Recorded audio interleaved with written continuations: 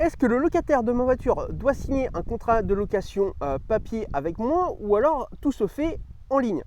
Donc effectivement, lorsque on veut louer sa voiture, effectivement, va se poser la question de savoir si on doit faire un contrat papier ou pas. Donc effectivement, cette réponse dépend du moyen de location que vous allez utiliser. Effectivement, si vous passez via une plateforme de location de voiture, là vous allez avoir le choix. Effectivement, les plateformes de location laissent le choix entre un contrat automatiquement et tout en ligne, ou alors un contrat en papier que vous allez devoir imprimer pour pouvoir le faire signer par votre locataire.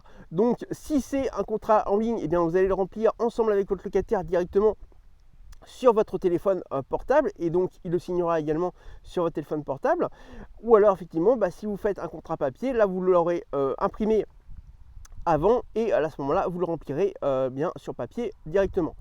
Par contre, si effectivement vous passez via la location directe, là ça va être beaucoup plus compliqué de faire un contrat en ligne, puisque vous n'avez pas de plateforme et vous êtes le seul intermédiaire du locataire.